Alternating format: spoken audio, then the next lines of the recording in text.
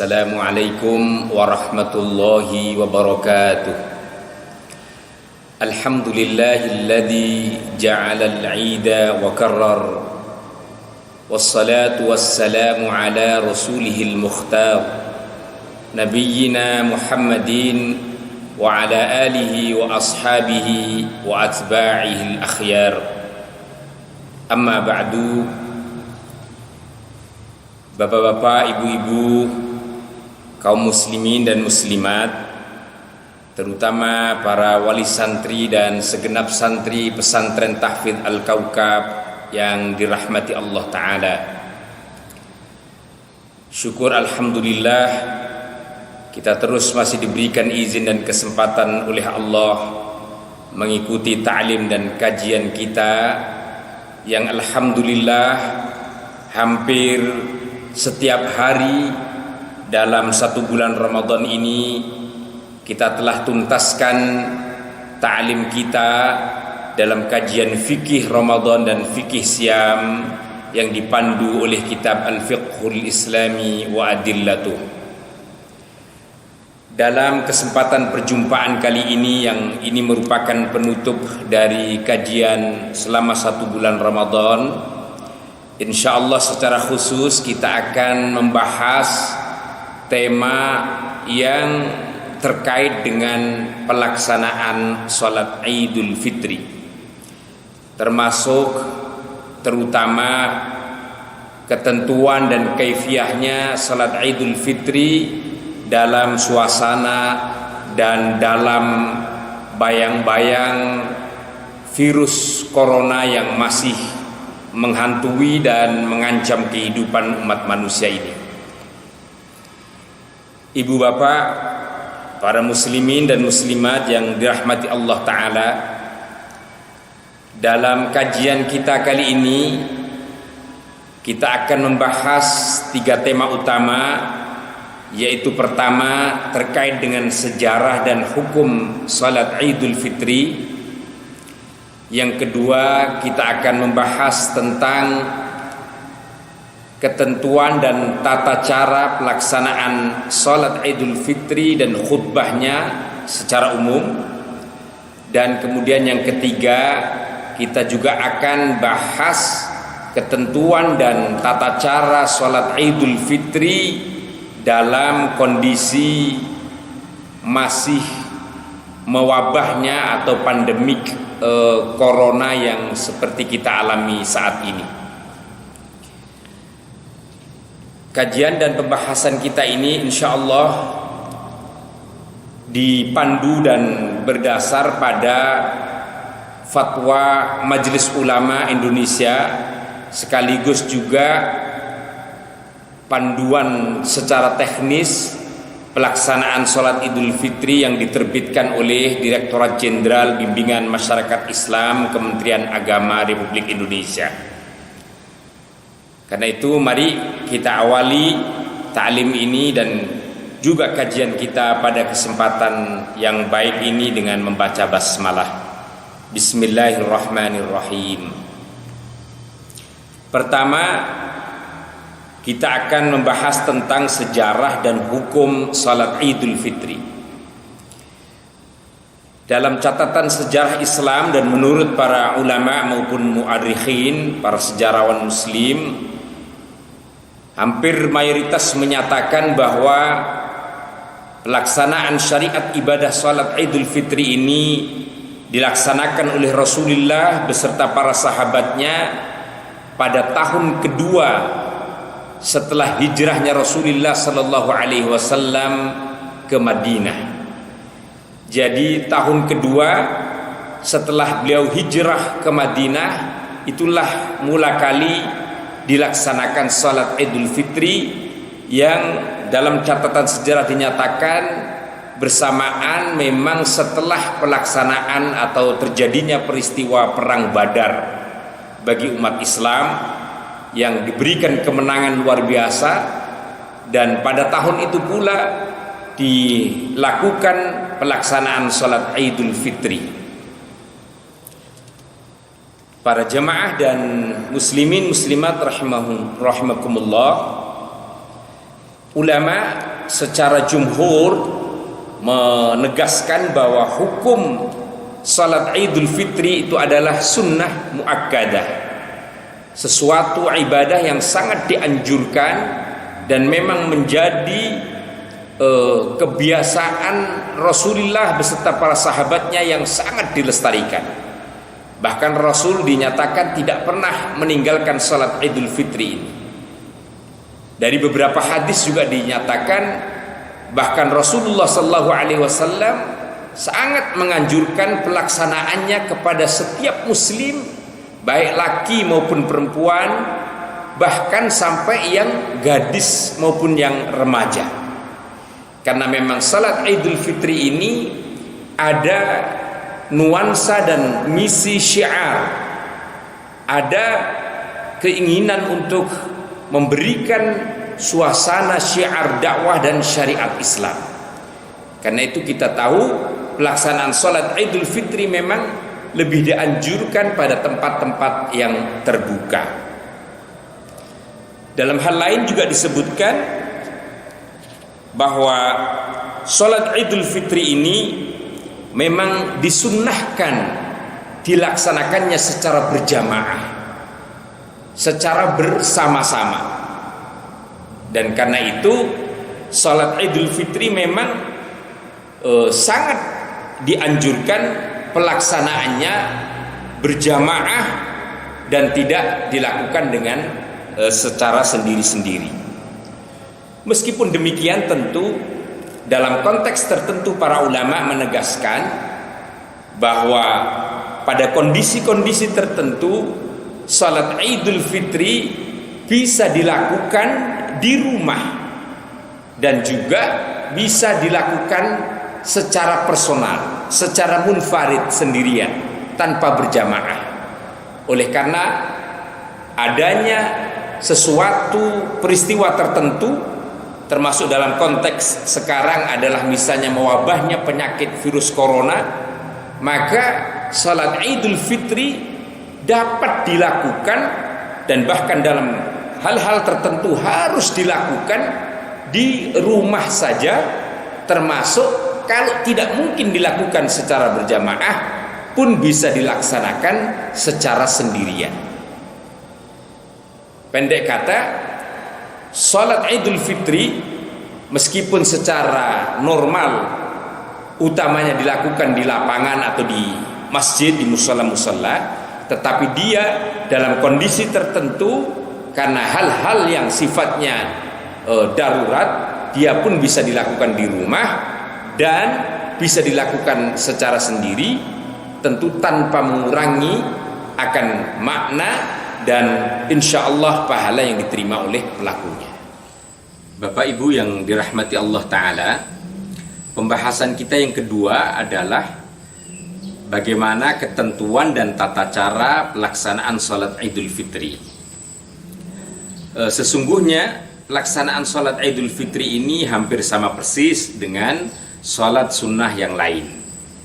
Hanya memang dia punya beberapa kekhususan dan spesifikasi yang secara khusus dilakukan pada salat Idul Fitri ini. Mungkin kita ringkas saja, ada 5 hal yang bisa kita bedakan pelaksanaan salat sunnah Idul Fitri dengan salat sunnah yang lain. Yang pertama, sebelum salat sunnah Idul Fitri dilaksanakan, kita sangat dianjurkan untuk memperbanyak bacaan takbir, tahmid dan tahlil seperti yang biasa kita kumandangkan. Lalu yang kedua, pelaksanaan salat Idul Fitri tidak diperlukan ada adzan atau iqamah. Cukup bagi seorang Bilal yang memulai mengaba-aba pelaksanaan salat Idul Fitri ini dengan mengucapkan as-salatu jami'ah misalnya, bahwa salat Idul Fitri akan segera dan siap dilaksanakan. Sekali lagi, tidak dibutuhkan, tidak diperlukan adzan dan iqamah, tetapi langsung melaksanakan salat sunnahnya. Nah, yang ketiga dari perbedaan dan kekhususan sholat Id itu adalah, ini yang membedakan dengan sholat sunnah yang lain. Sholat Idul Fitri dilaksanakan 2 rakaat, di mana rakaat yang pertama kita membaca 7 kali takbir setelah pelaksanaan takbiratul ihram. Jadi sekali lagi, setelah kita berniah kemudian membaca takbiratul ihram, baru setelah itu kita tambahkan 7 kali bacaan takbir. Nah, pada rakaat yang kedua, setelah kita berdiri dari sujud secara sempurna, kita kemudian membaca takbir sebanyak 5 kali. Dan baru kemudian dilanjut dengan bacaan surah Fatihah dan surah yang lain serta rukun-rukun berikutnya. Para ulama juga mensunnahkan dalam rentan antara takbir ke takbir berikutnya, disunnahkan membaca subhanallah walhamdulillah subhanallahil azim. Nah, perbedaan yang keempat adalah bahwa salat Idul Fitri dilaksanakan setelahnya pelaksanaan khutbah. Nah, untuk ketentuan dan tata cara khutbah Idul Fitri juga sama persis dengan syarat rukun khutbah-khutbah yang lain. Jadi bagi para musalli, orang-orang yang sholat Idul Fitri, disunnahkan sekali setelah usai melaksanakan sholat Idul Fitri untuk mengikuti dan mendengarkan pelaksanaan khutbah Id dengan khidmat. Setelah itu usai pelaksanaan khutbah, maka berarti selesai sudah ketentuan dan tata cara sholat Idul Fitri secara keseluruhan. Bapak Ibu muslimin muslimat rahimakumullah, pembahasan yang ketiga yang akan kita sampaikan adalah terkait dengan bagaimana ketentuan dan tata cara pelaksanaan sholat Idul Fitri di rumah. Seperti yang kita ketahui, dalam kondisi dan situasi sekarang di mana kita semua sedang menghadapi ancaman COVID-19 ini, memang suasana pelaksanaan sholat Idul Fitri tentu akan mengalami sesuatu yang berbeda. Meskipun tentu secara umum kita fahami bahwa pelaksanaan sholat sunat Id memang afdolnya dilakukan di lapangan, di masjid atau musholla. Tetapi ia juga bisa dilakukan di rumah tatkala ada kondisi-kondisi tertentu yang sifatnya darurat seperti yang sekarang kita alami menghadapi COVID-19 ini. Nah, pada prinsipnya pelaksanaan sholat Idul Fitri di rumah itu sama persis dengan ketentuan dan tata caranya pelaksanaan Idul Fitri di luar rumah, dalam hal ini di masjid atau di musola atau di lapangan. Hanya kemudian memang perlu kita bedakan apakah sholat idnya kita di rumah itu berjamaah atau munfarid sendiri. Kalau berjamaah, memang perlu kita sampaikan, sekiranya di dalam keluarga inti kita di dalam rumah itu ada orang 4 lebih, maka sangat dianjurkan pelaksanaannya dengan berjamaah dan dilakukan dengan khutbah. Jadi satu orang melakukan khutbah dan sekaligus bisa dengan imam, 3 orang yang lain menjadi makmum.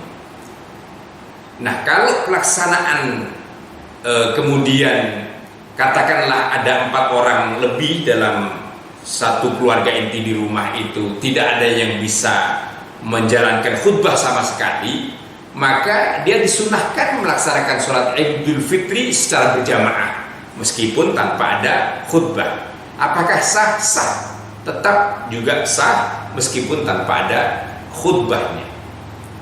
Nah, yang ketiga tentu sholat Idul Fitri kalau kemudian tidak dilakukan secara berjamaah, mungkin hanya ada 2 orang atau 1 orang bahkan, maka tentu sholat idnya pilihannya hanya sendiri.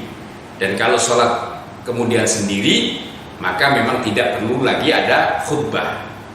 Karena itu Bapak Ibu sekalian bisa dibedakan tadi.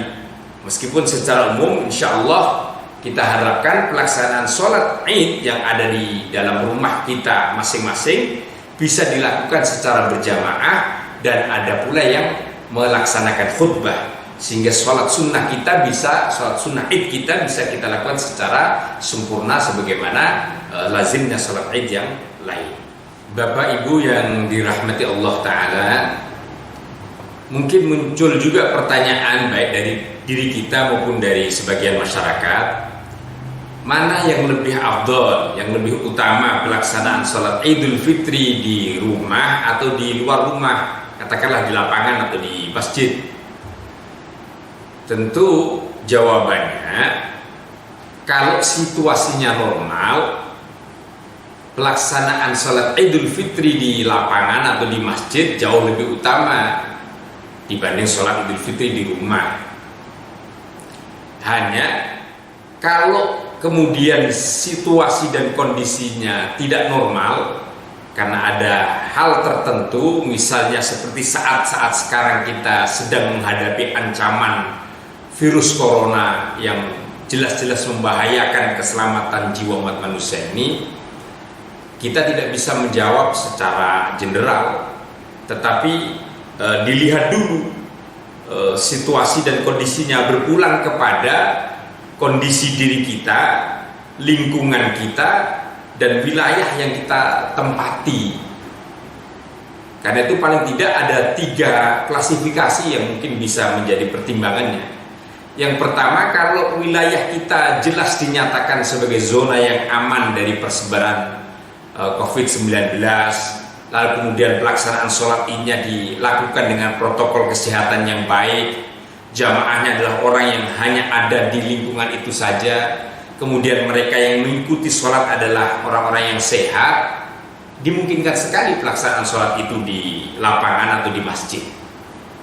Tetapi kalau yang terjadi kemudian yang kedua, misalnya pada kita di lingkungan yang masih rawan dengan persebaran COVID-19 ini, apalagi kemudian potensi perbauran atau percampuran jamaah juga masih tidak bisa terkendali, lalu kemudian di situ ancaman akan persebaran COVID masih sangat rawan, maka tentu dalam kondisi semacam ini sholat di rumah jauh lebih baik, bahkan bisa menjadi harus pelaksanaan sholat Id di rumah, karena menjaga jangan sampai ada madharat, ada sesuatu bahaya yang terjadi di dalam diri kita dan juga mungkin terjadi kepada yang lain.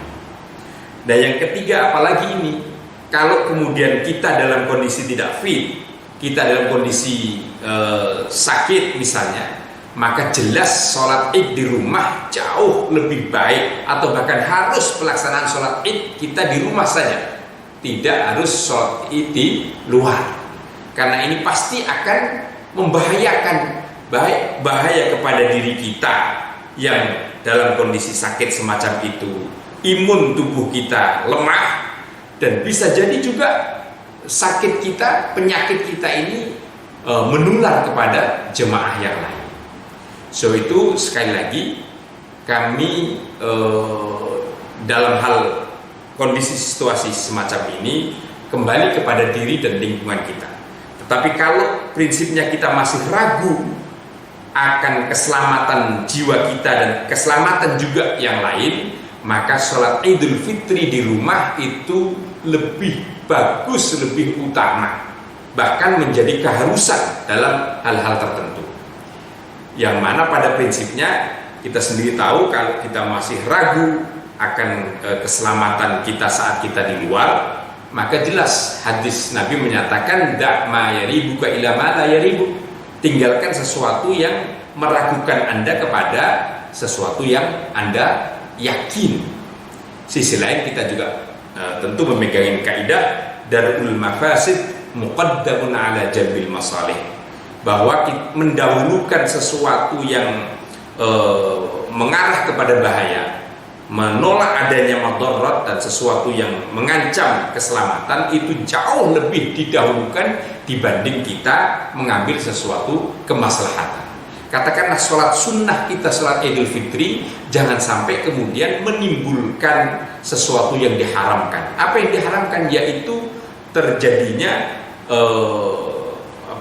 bahaya madarat atau persebaran penyakit yang mengancam pada jiwa diri kita maupun jiwa orang lain.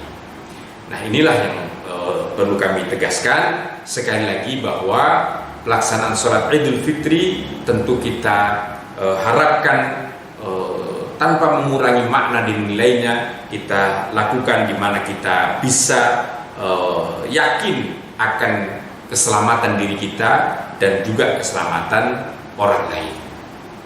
Semoga ada manfaat dan hikmahnya. Dan terakhir, izinkan kami atas nama pengurus dan sivitas pesantren Tahfidz Al-Kaukab Bojongnangka Bogor menghaturkan minal aidin wal faizin, taqabbalallahu minna wa minkum. Selamat merayakan Idul Fitri 1441 Hijriah. Semoga Allah Ta'ala menerima amal ibadah kita, menerima amal saum kita. Terima kasih. Wal afu minkum. Wassalamu alaikum warahmatullahi wabarakatuh.